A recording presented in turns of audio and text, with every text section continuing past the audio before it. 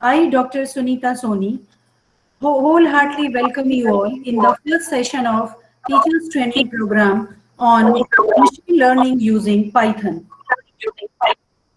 We are fortunate enough to have with us an eminent personality, Dr. Deepak Garg sir, as an expert speaker for this first session. On behalf of entire organizing committee, I once again welcome sir. Let's have a brief introduction of Dr. Deepak Garg sir.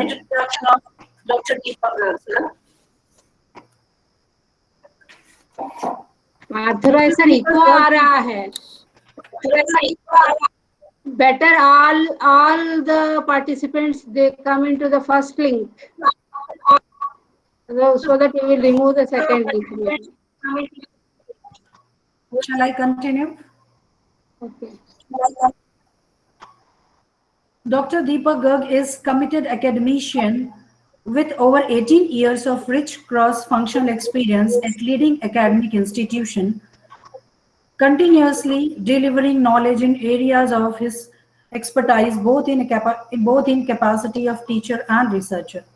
His professional career began in 1998 as software engineer with IBM Global Services.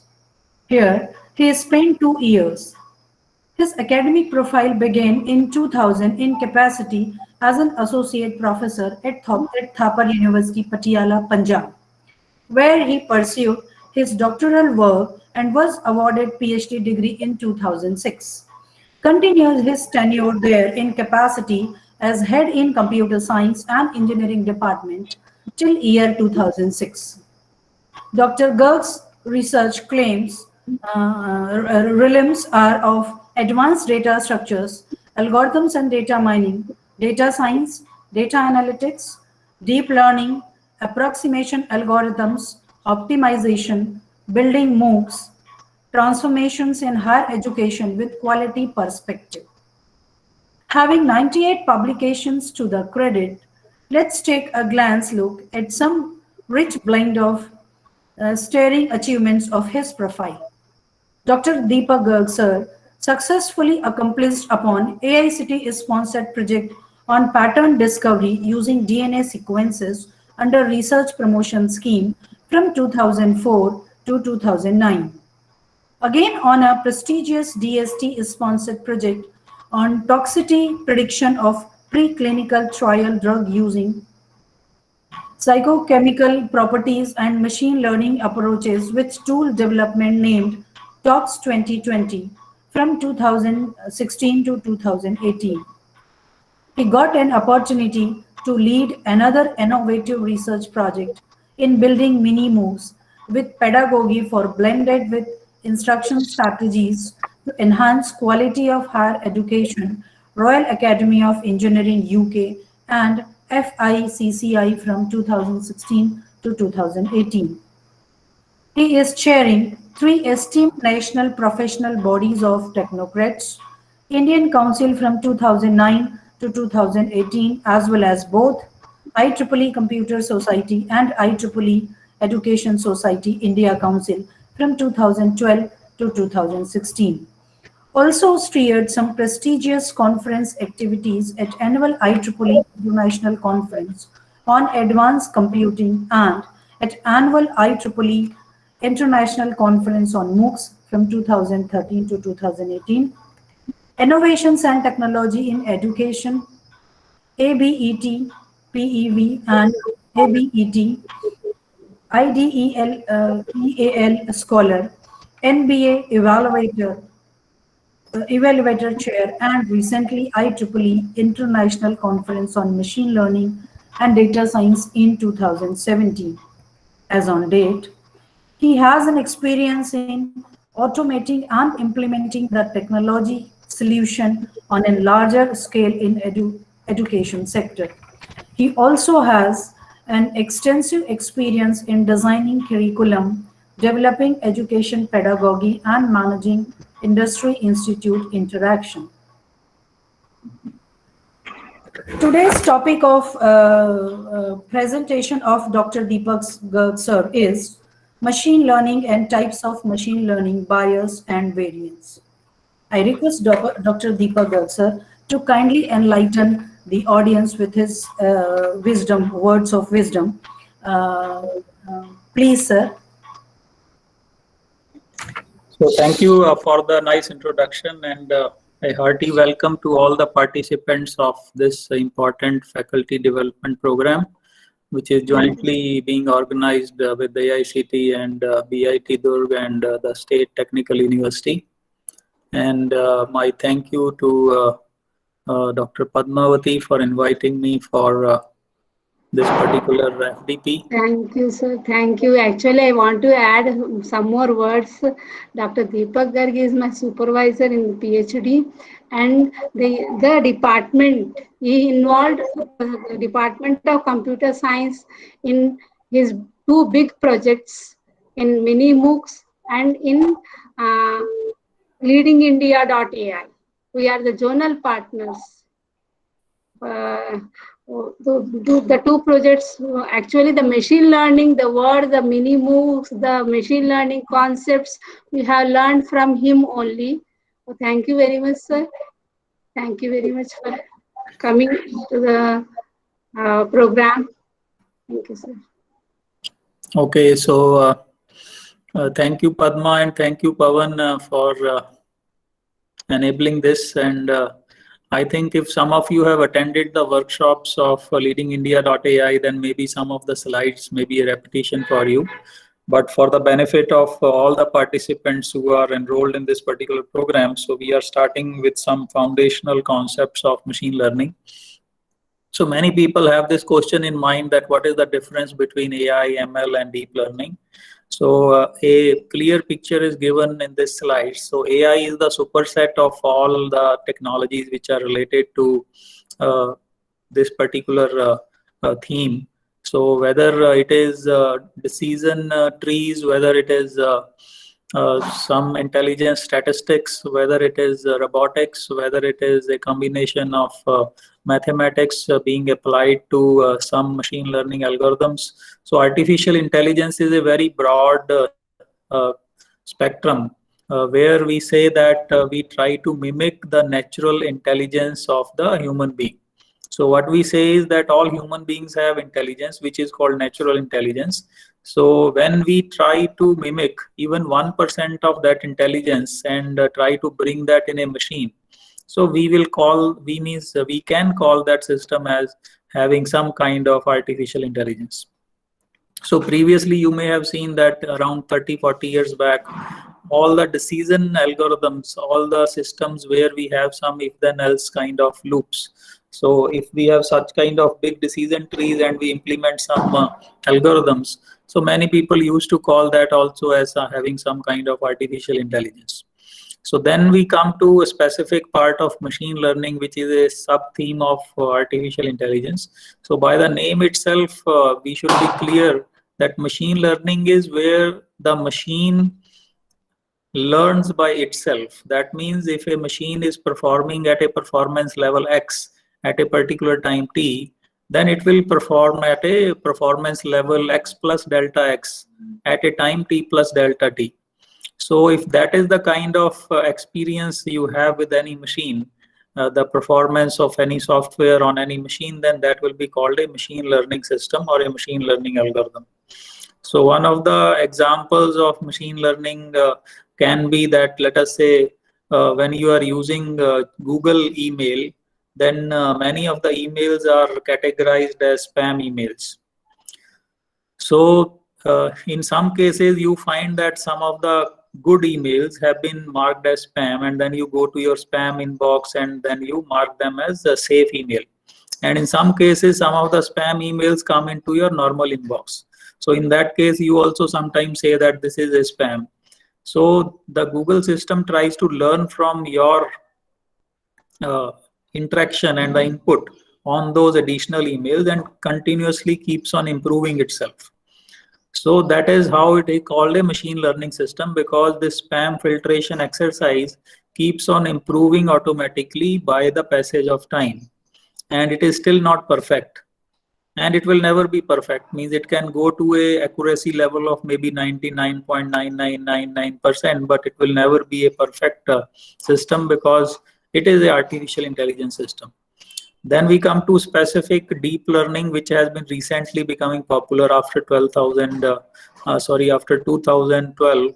So means we are just a decade into this particular technology. So deep learning is basically coming from a layer of neural networks where we say that there are more than two layers of hidden layers are involved. Then we call that network as deep neural network. So in short, that is called as a deep learning.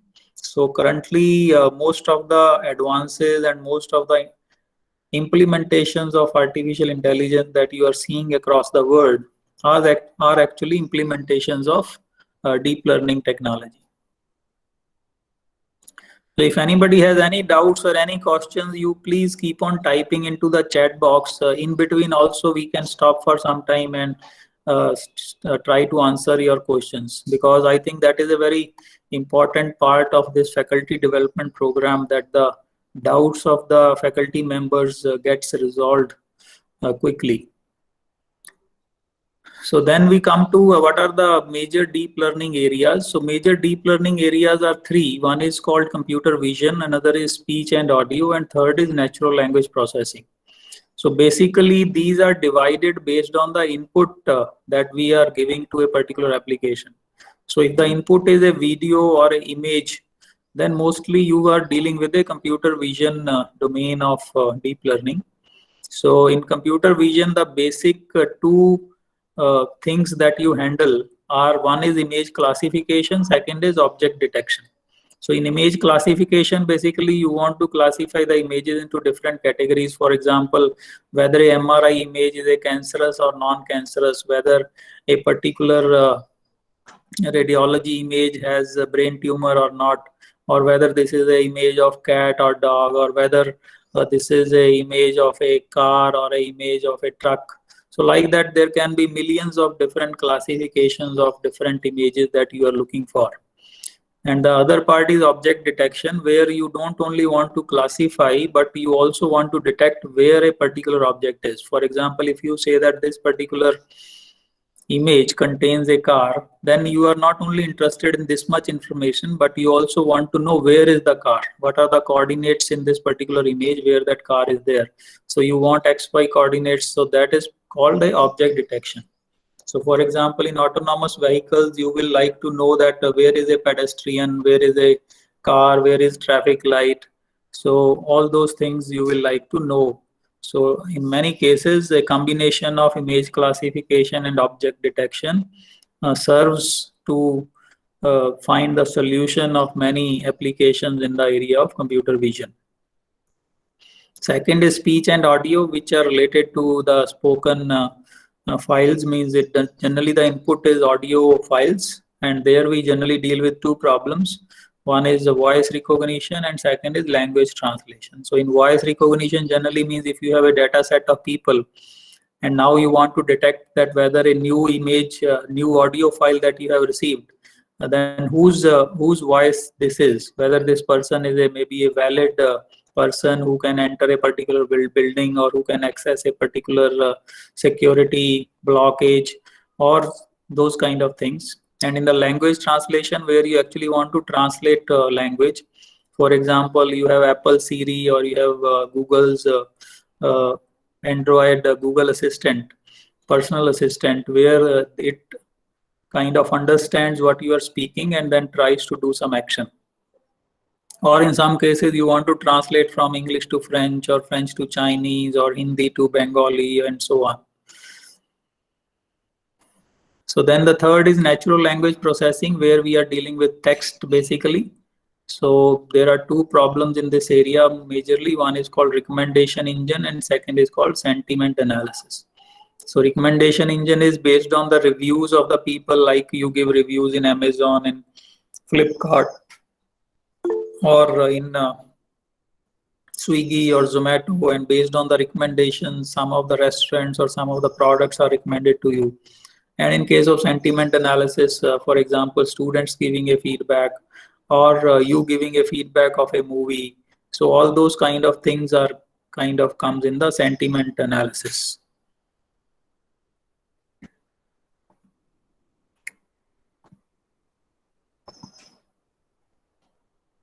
So any questions till now?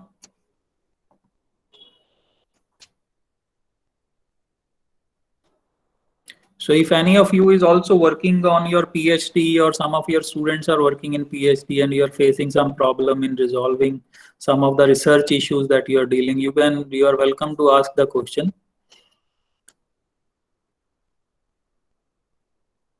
So there is a question from Dr. Sriram Krishna Mishra. So he is saying, I am from a civil engineering discipline and I am interested to work for my projects with some modeling using machine learning and AI. What should be the basic steps? So very good question. I am part of some of the PhD work of some students who are from civil engineering. So basically one is that they are working on predicting the life of a particular structure, or what can be the damages at a particular point of time, or what is the kind of safety standard of a particular structure. So in that cases, most of the thing is you can keep your mic switched off because it creates some noise. Yeah. So in most of the cases, the thing is that you need to get with some data values from, means the data is the most important thing.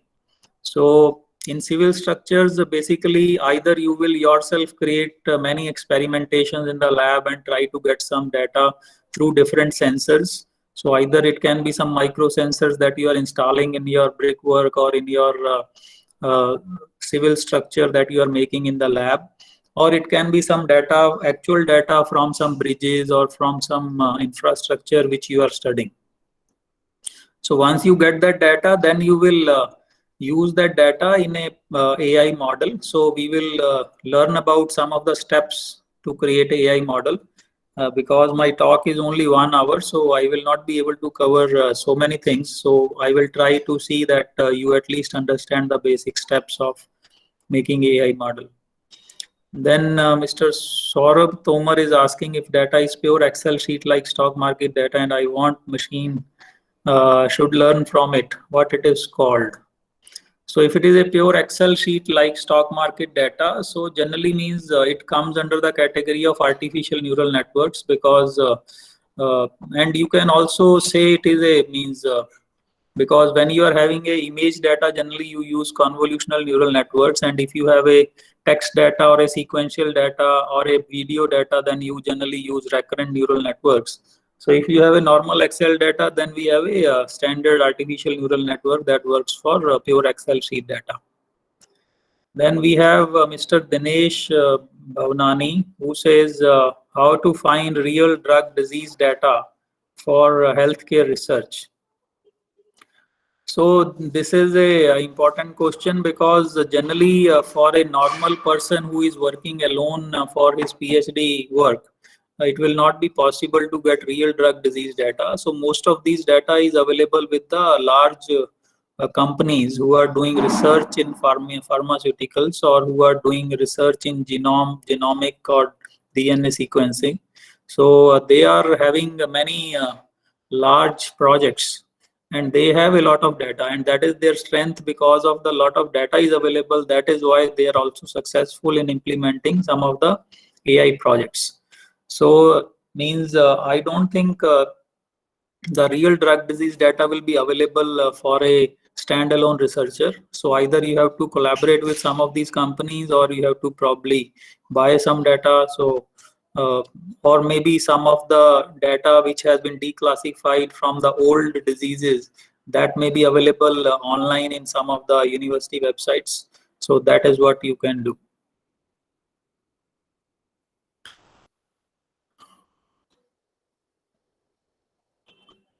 Okay, so let me go ahead with some more slides. So maybe some of the answers will become clear in itself. So then these are the three main areas where deep learning is being prominently applied. One is detection, another is prediction, and another is generation. So while you are saying means you are working, you can work in all three also together, because let us say if you are working on video analytics, you are trying to analyze a video, then probably you are working on all three concepts: detection also, prediction also, generation also. So these are different applications which are given here, that in detection you can either work in text and speech, where you are trying to detect some part of the speech for a particular application or part of the text that is there. Or you can try to interpret the image, for example, whether this image is a sports image, or it is an event image, or it is a individual person image, or it is a natural scene image, like those kind of interpretations. And then human behavior and identity, for example, from the facial expression.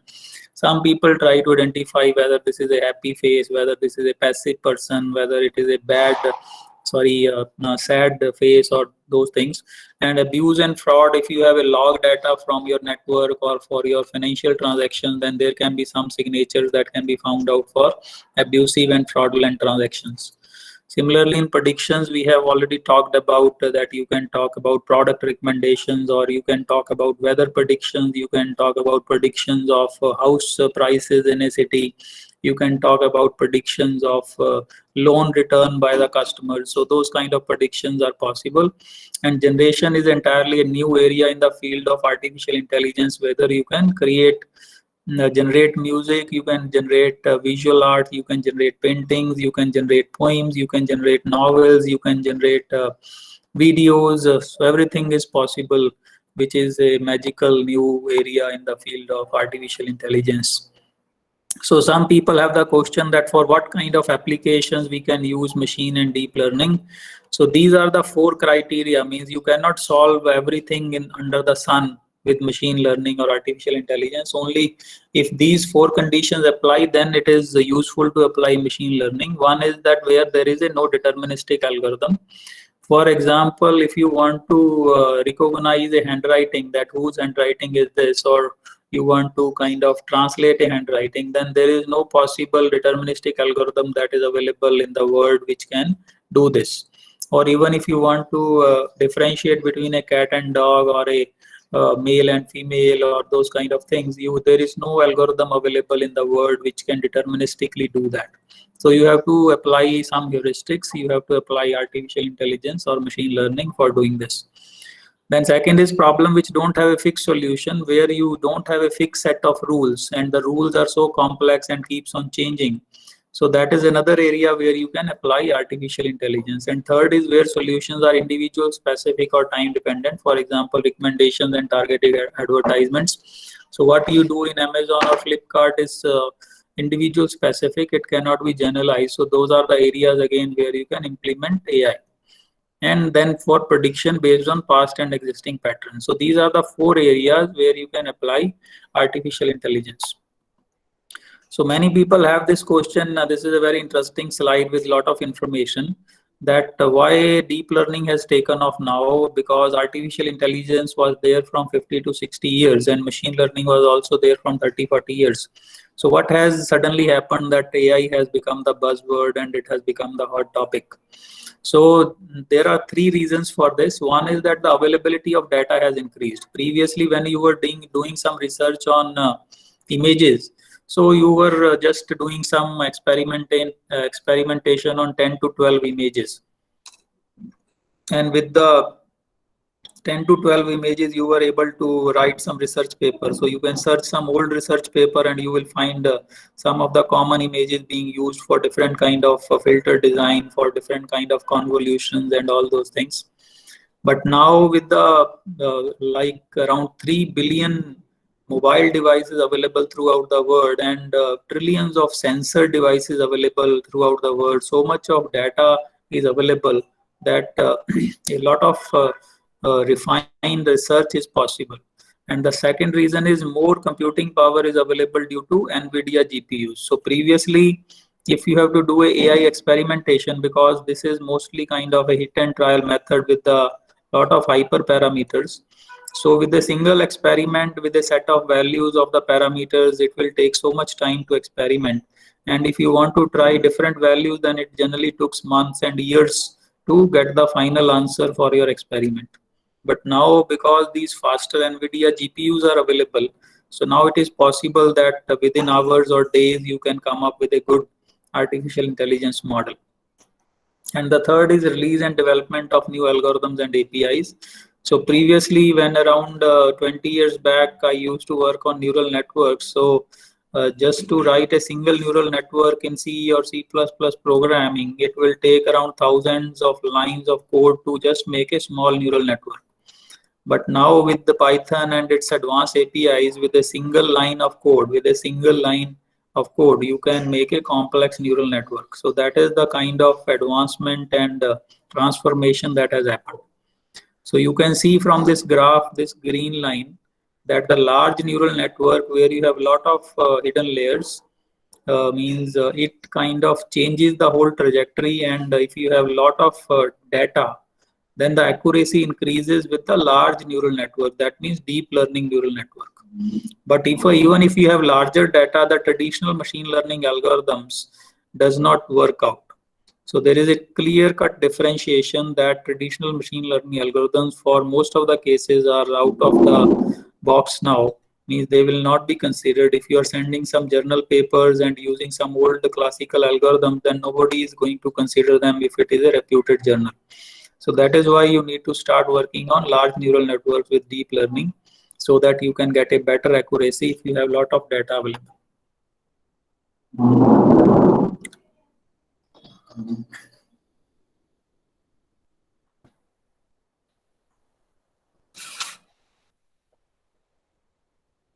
Okay, let us take some more questions.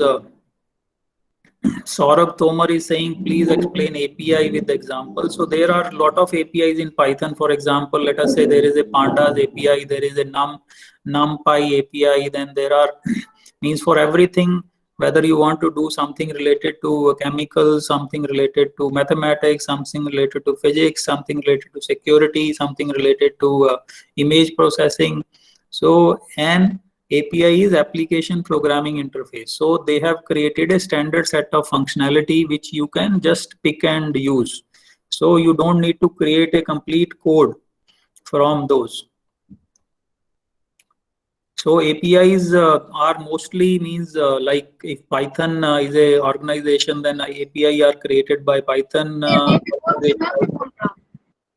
And if there are APIs which are also provided by third parties which suits their own functions, so APIs are available from different kind of vendors. So then Mr. Dr. R.N. Khare is saying hybrid artificial intelligence approaches for hydraulic problems, and by using artificial neural networks, estimation of the energy consumption obtained by dams and hydropower plants can be done. Also, it has great contributions for design of optimum weight of the structure. So I think it is not a question, it is the information to all the participants. So he has given some additional areas of implementation of artificial intelligence. So that is nice. So then Manish Mahant says how we can predict some event and type of parameter we can take, and what about data sets. So whenever you want to predict some event, then of course means it depends on what kind of event you are talking about, whether you are talking about a natural calamity, whether you are talking about some futuristic event for individual, or whether you are talking about some other social event or a political event. Means then the data has to be related to that kind of application which you are trying to have in your mind. So a lot of data is available on different kind of applications, so it will depend on what is means your target application. Okay, then Monica Arya is asking how we can improve the efficiency of deep learning based models. So I think that is the key objective of my talk, so I will be covering some of that in my slides.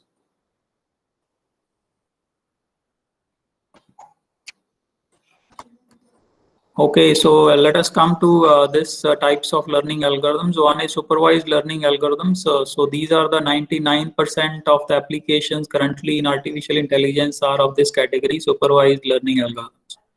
So supervised learning algorithm which learns from examples which provide desired outputs for given inputs.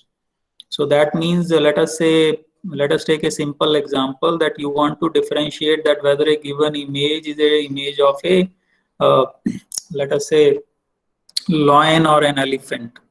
So you will be given for training, you will be given 1,000 images. Out of that, some of the images will be labeled as that this is the image of an elephant, and some of the images will be labeled as this is the image of a lion.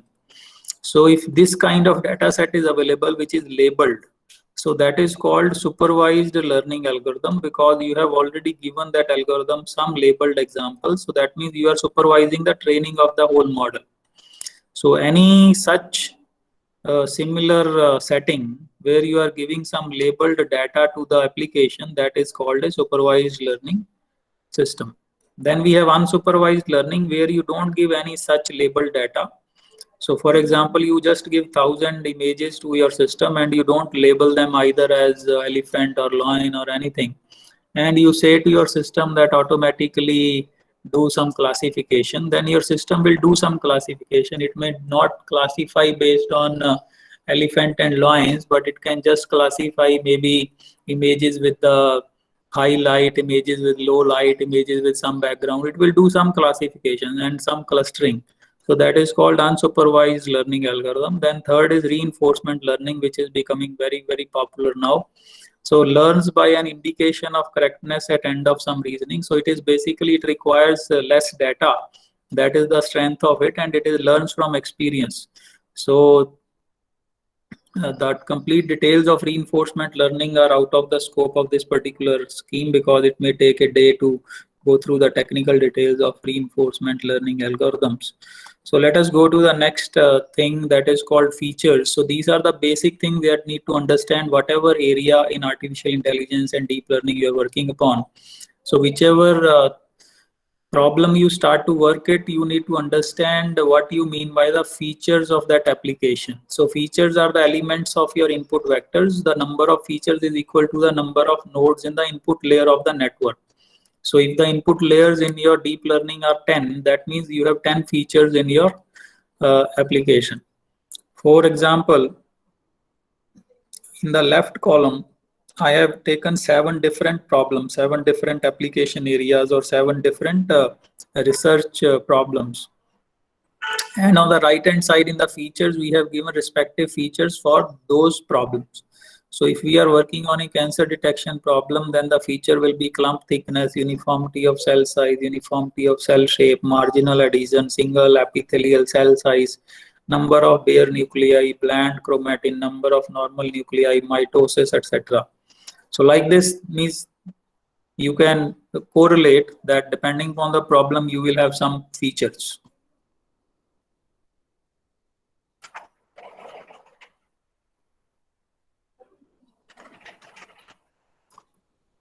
So some of you may write in the chat box, if you are working on some problem, then what are the features that you are using?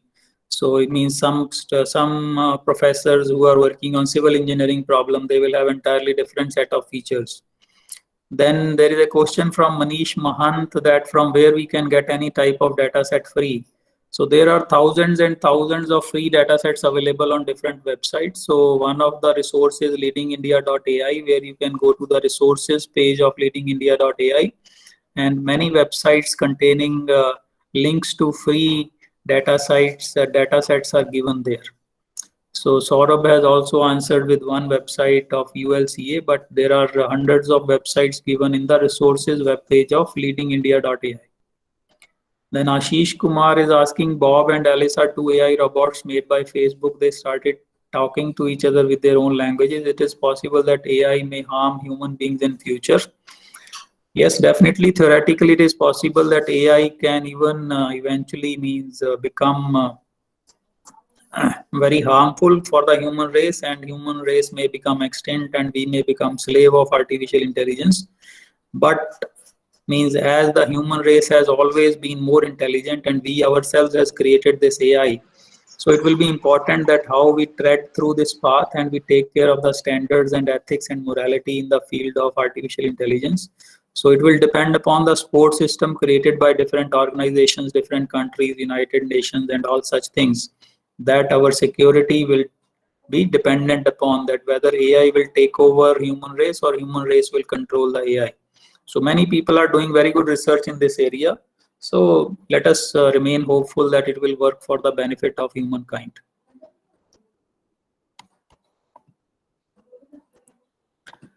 Okay, so this was about features. The second important thing is about weights.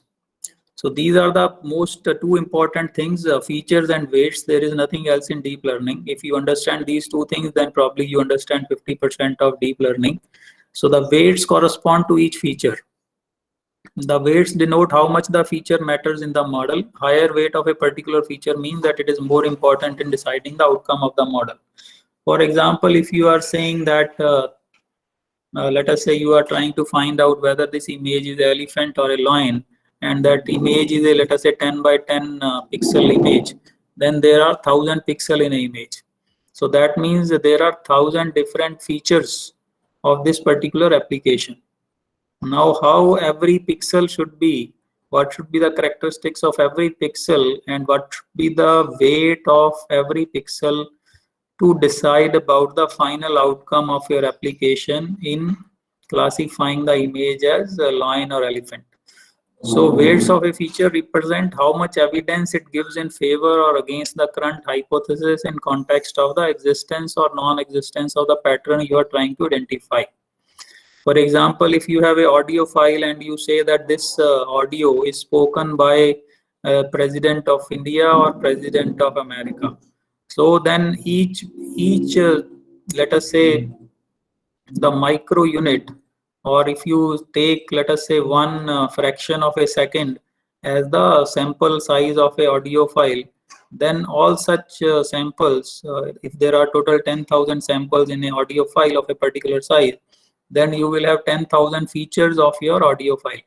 So those 10,000 features, individual feature will have some weight in deciding about the final outcome, that whose voice this is, right? So generally weights are initialized randomly. So means when you start your application, you don't guess about the weights. Previously, when we were using traditional machine learning algorithm, then we used to start with some weights. But now with this deep learning, we don't decide about the weights. And what is the final outcome is then when these weights are optimized and they have the optimal value so that they are able to fit the model well, then that is the final outcome of our AI model. So the whole game is about deciding the weights of individual features. That is the only objective of any artificial intelligence model.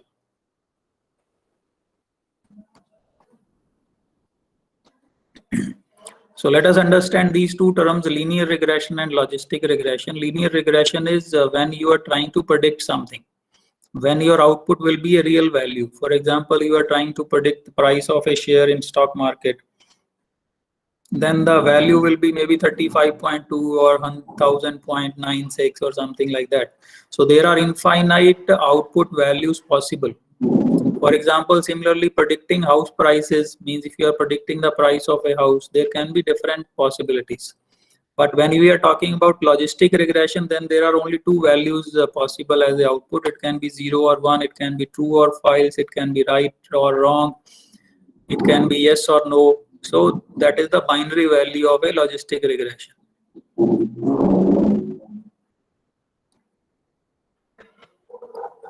So all this artificial intelligence application, they work on non-linearity. So why they work on non-linearity is because linear equations are so simple that the artificial intelligence systems are so complex that they cannot be represented by a linear equation. So that is why all artificial intelligence systems are represented by non-linear equations. So a linear function is just a polynomial of one degree and will not be able to learn complex functions. And linear functions don't have much expressive power and will lose out when solving complex problems. For example, if you have x plus 3y is equal to 5, then you only representing a straight line or a curved line.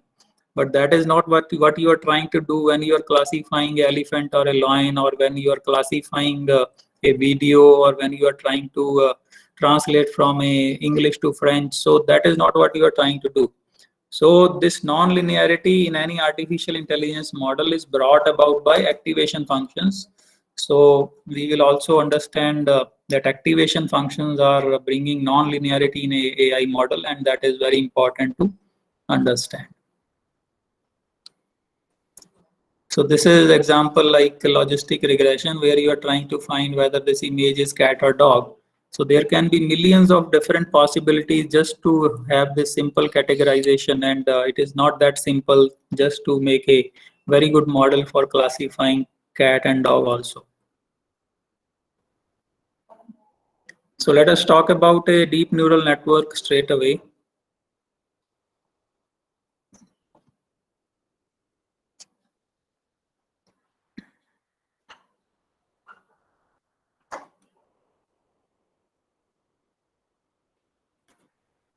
Then Saurabh Tomar is asking whether the feature should always be connected linearly to dependent variable, or it can be exponential or quadratic.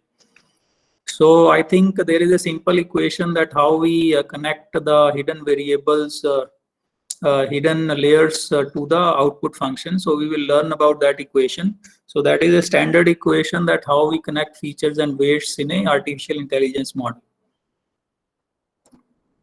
So Mohan Rao Mamdikar is asking what is the physical significance of linear regression. So linear regression is a very old term. So linear regression actually means that when the output is in the form of a regression curve. So for example, if you are trying to find out that predicting when an individual will die, right? So then that means you don't have a particular value in mind. There can be infinite values possible. For example, you can say he will die after 40 years and 3 months and 2 days and so many seconds. So there are so many values possible. Similarly, when you are trying to predict the weather value, so there are so many parameters possible. So that is the physical significance of linear regression. So I hope you understand my answer. If that is not clear, then probably you can ask me separate question.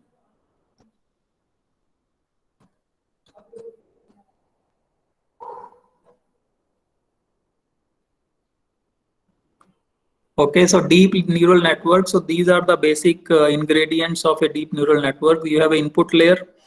So in the input layer here, you are seeing only 3 nodes. So that means there are 3 features only in this particular application. But if we have 1000 input nodes, then that means if we have 1000 features, then we will have 1000 input nodes. And in most of the cases, we can even have a million features or 10 million features or 100 million features. So in that case, the input nodes will be 100 million or 1 billion or 1 trillion like that. So all these latest models that have been released by Google, Amazon, Microsoft, like GPT or other such models on natural language processing. So there we are talking about trillions of input values which are being used to make those models. Then we have hidden layers and then we have output layers. So hidden layers, minimum hidden layer can be 0 or it can be 1, it can be 2, it can be 10, it can be 100, it can be any number, it can be 1000, 10,000, 100,000. So there is no minimum or maximum limit to number of hidden layers you can have.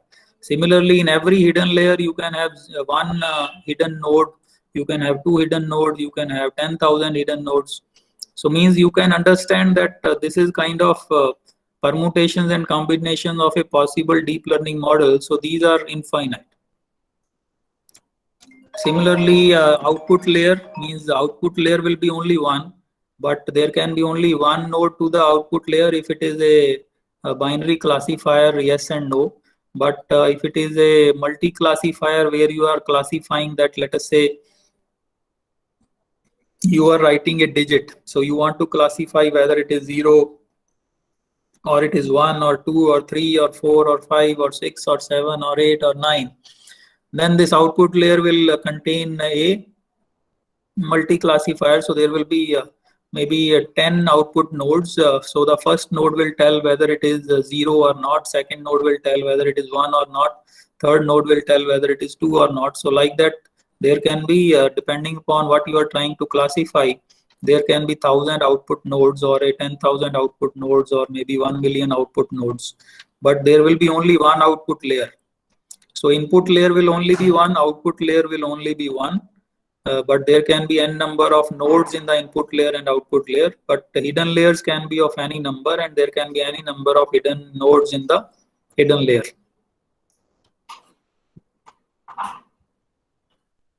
So another thing you can see from here is that every input node is connected to every hidden node of the hidden layer 1.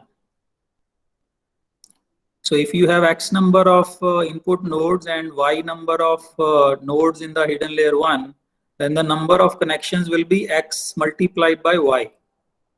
So that means there will be so many weight values in your network in the first cross section. That means connecting the input layer with the hidden layer 1.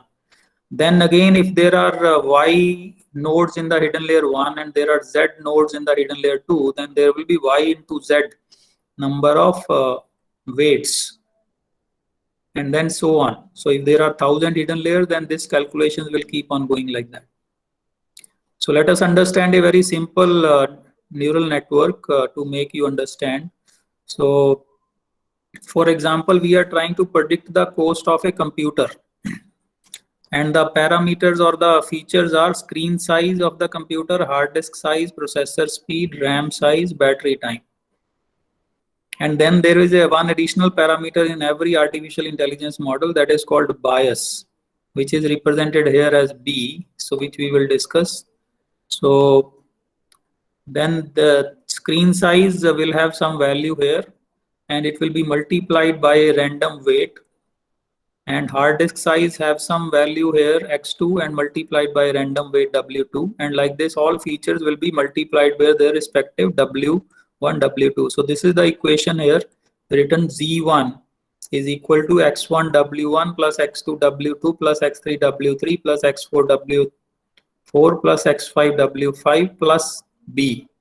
So this is Z1 here represents the hidden node of the hidden layer. So in this, because this we want to make it simple, so we have kept only one hidden layer which has only one hidden node. So every hidden node will have such kind of calculation x1 w1, or in general you can write it as xi wi plus b.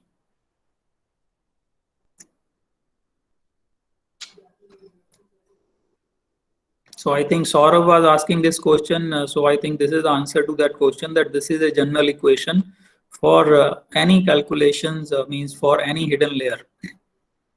So this is looks like a linear equation here, but when we will apply activation function on this linear equation, then it will become non-linear. So this activation function we are applying here, which is known as z of z1. So this activation function, generally there are 3-4 natural or popular activation function. One is called ReLU activation function, which is rectified linear unit. Another is TANH activation function. And then we have, for example, this means 3-4 main activation functions we have. So then final output is, let us say, known as y cap is equal to g of w transpose x plus b. So this is here what we are doing as w transpose x, because generally when you will do the calculations in Python and in a GPU, then you will be working on vector calculation, not on a single algebraic calculations. So it will be activation function of w transpose x plus b.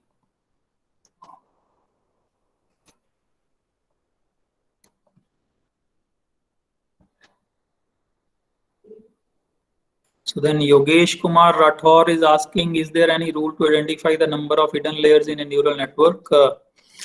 So there are some guidelines available, means I don't have the time to go in detail, but there is no such definite rule. If there are rules known, then the artificial intelligence field overall will be too small, because then everybody will just apply those rules and get over to an artificial intelligence model. So the only reason is that there are so many hyperparameters and nobody knows that which will be the best one in a particular application.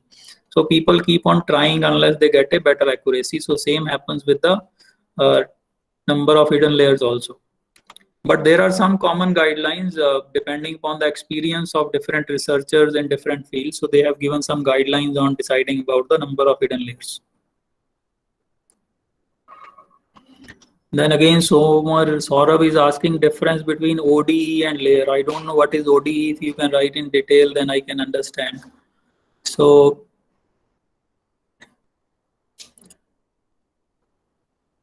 Okay, so let us go ahead. So this is why we have written W transpose X. So this is the input vector x1, x2, x3, x4, x5. So for example, here we have this x1, x2, x3, x4, x5. And this is our weight vector W1, W2, W3, W4, W5. So in this case, the matrix size is 5 cross 1 and this is 5 cross 1. So otherwise, in a simple rule, this matrification is not possible because the number of rows has to be same as number of columns. So what we do is we take a transpose of the W. So this becomes a row vector. So now it becomes 1 cross 5 and this becomes 5 cross 1. So now the multiplication is possible and the resulting matrix will be 1 by 1. So that is why we take as W transpose X. So these are the activation functions. What is the reason we have activation function is output from every neuron is generated after applying the activation function to the values being calculated with set of inputs and their weights. And the most popular activation functions are rectified linear unit, sigmoid, softmax, and 10H. And the condition is that every activation function has to be differentiable, and nonlinear activation function are helping you to bring nonlinearity in the system. So then we also use bias in every equation. So why we use bias is the bias value allows the activation function to be shifted to the left or right to better fit the data, because the whole game is to fit our data to the output. So the bias helps us in the right and left shifting of the curve. The weights only helps us in deciding about the slope of the curve. The weights don't decide about the actual placement of the curve. So actual placement of the curve is decided by the bias. So bias only influences the output values. That is why the bias is always multiplied by 1. So if you see in this particular equation, Z1 is equal to X1 W1 plus B. So B is only multiplied by 1 here. So there is no input dependency on bias. So bias is always multiplied by 1. So biases are tuned alongside weights by learning algorithms such as gradient descent, and so these biases are very important. So let us see if we have an image of 8 by 8 by 3 pixel. It is a colored image of red, green, and blue channels. And let us say it is a 8 by 8. Then green is also 8 by 8, blue is also 8 by 8. But these are 3 channels in the same image. Then the overall number of pixels in the whole image is 8 by 8 into 3, that is 192. So that means we will have 192 nodes of our deep neural network as an input value vector. So it will be something like this. So the input nodes will be 192. And if there are 5 hidden nodes in the first hidden layer, then there will be 192 into 5 connections and weights. And this will be the output. So if we again go back to this, so already let us say we know we have an Excel file where we are given 100 different supervised labeled values of different computers. So we have 100 different screen sizes, hard disk sizes, processor speed, RAM size, battery time, and we also know the cost of that computer. So what we will do is we will do this calculation of Z1 is equal to Xi Wi plus B. Whatever value comes, so we will compare it with the existing known value of the cost of that computer. And then we calculate the mean square error, which is equal to yi cap minus yi square. That what is the actual difference between the value that has been calculated by this AI model and the actual value of that computer. So that difference is called the error. So we will feed back that error into this back and then change our weight values and again do the calculation. And again check out the error, again feedback the error, again change the weight value. So this iteration will keep on going and going, maybe 1,000 times, maybe million times, unless we set our weight values so that the mean square error for all those 100 computers for which we have already the labeled values is minimized. So once we have optimized our weight values, now we have created an artificial intelligence model which can be implemented to any new set of these feature values, and we will be able to predict the cost of that computer. So that is the overall concept of making an AI model.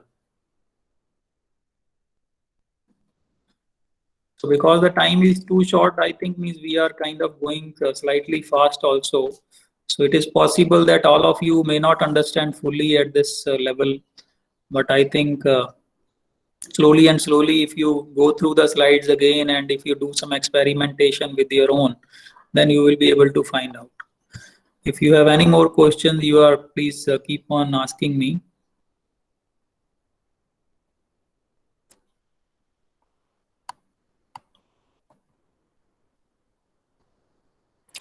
So this is the loss function for logistic regression. For example, we said that here we are using a loss function mean square error. But actually when you are using logistic regression, where you are using some classification, then we don't use mean square error. Mean square error is only used for the regression wherever we are using the linear regression. For logistic regression, the formula is the loss of y cap comma y is equal to minus y log y cap plus 1 minus y log 1 minus y cap. So this is the standard formula for calculating the error difference between the actual values and the predicted values.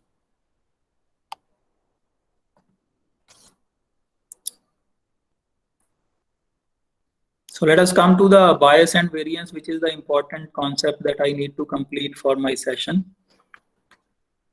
So when we are predicting a output from AI model and you have some actual supervised labeled values, so three things can happen. One is that underfitting can happen. One is that there is a overfitting can happen, the third figure, and the intermediate is there can be good compromise between underfitting and overfitting. So what we mean by underfitting is, underfitting means that many of the output values are coming as wrong and they don't match with our actual labeled data. So that means there are so many errors that are coming. So that is called underfitting. And overfitting is that the predicted values are coming exactly same or very close to whatever we have predicted. So that means our whole system has overfitted the training data. So that means actually it has remembered the training data, and when we will try to put it in real life, then it may give a lot of errors. So that is the problem in overfitting. So there is a problem in underfitting also, which is known as high bias, and there is a problem in overfitting also, which is known as high variance. And the whole objective is to reduce underfitting and to reduce overfitting. So there has to be a compromise between underfitting and overfitting, and we have to find some of the middle way. So let us see what we mean by this and how to find it. So bias and variance, the algorithm's error rate on the training set is known as algorithm's bias. So means if whatever you are using as a training set for your model, if you are getting error in the training set also in the output values, that means you are having a lot of bias, that means underfitting. And second is that if your algorithm is doing very good on the training set, but when you actually implement on the development set or on the real training or on the real data, then there is a lot of variance as respect to the training data. So that means it is very good on the training data, but it is not good at all in the real data, then it is known as variance. So we have to understand that bias is also bad, variance is also bad, and we have to kind of find a middle path for both of them. So these are the examples of high variance and high bias. For example, if the training set error is 1 and the dev set error is 9, so that means it is working well on the training set, but it is not working on the real data set. So this is known as a case of high variance. And if it is giving an error of 12 on training set and 13 error on dev set, that means there is no difference, not much difference in training and dev set, but lot of error is giving in the training set. So this is a example of high bias. And if it is giving an error of 8 on training set and an error of 16 on development set, then it is giving error in both. So it is a high bias also and high variance also. And if it is giving an error of, let us say, 1 on training set and 1.5 on dev set, that means low bias and low variance. So this is what we are looking at. This is known as a good fit. So how to resolve depending upon whether we have high variance or high bias. So if we have high bias, then what are the solutions? So the solutions are, one is to increase the model size, such as number of neurons and layers. So if you have a high bias, then you can increase the number of hidden layers in your model. Definitely it will reduce the bias. That is one solution, one very effective solution for reducing the bias, that increase the model size. That means increase the neural networks. That means increase the number of hidden layers in the neural network. And the second is modify input features based on insights from error analysis. So after we do some error analysis that why this error is coming, then either we add some features or we remove some features or we extrapolate some features. So that can also help us to remove some bias. And then third is reduce or eliminate regularization. So this regularization concept will take more time out of scope of this one lecture. So you can probably check online. So third solution for removing high biases, we can reduce regularization, either L2 regularization or L1 regularization or dropout. And the fourth is modify model architecture. For example, if we are using CNN, then we can try RNN or we can try ANN. So these are the four possible solutions for removing the high bias. And if you are going with high variance, then what is the solution? The one most effective solution is add more training data. That means the number of training data that you are using is very less. You have to have more training data. If you are using 100 training records, then you may be using 1000 records. So increase a lot more training data. That will definitely reduce your variance. And second solution is add regularization. And third is add early stopping.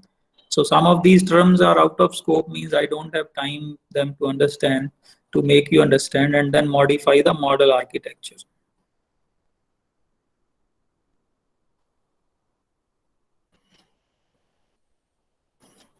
So any questions on bias, variance, and anything we have discussed till now?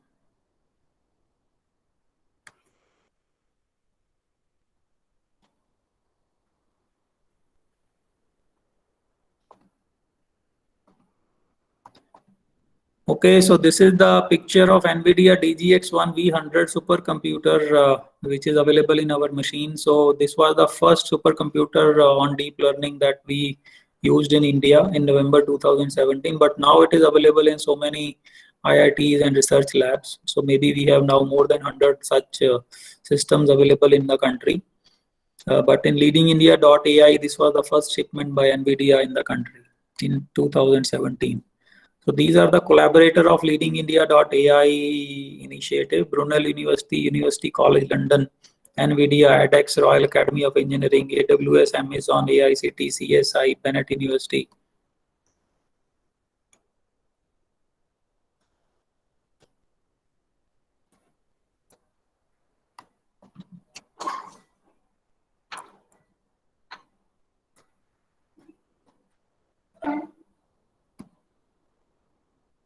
Okay, any more questions? You can either maybe switch on your mic or you can write in the chat box.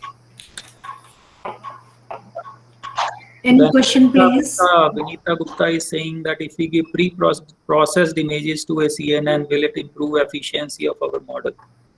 I don't think it will anyway improve, because all the images that we are giving to a CNN are the normal images, and whether you are giving the processed or pre-processed images does not make much of a difference, because there are many methods for images to be handled. It will be convolved, and then the size of the images will be reduced, and then there are many more processes in a CNN to reduce the size of the number of features. And Dr. Sriram Krishna Mishra is asking what should be the minimum data set to work with. So there is no standard like this. It depends on your application. In some case, if it is a medium type application, even 100 records may work. But if it is a large application, you may also need maybe 1 lakh records. So there is no such standard. It depends on what kind of application you are creating, what kind of accuracy you are looking for, what are the risks that you are ready to take.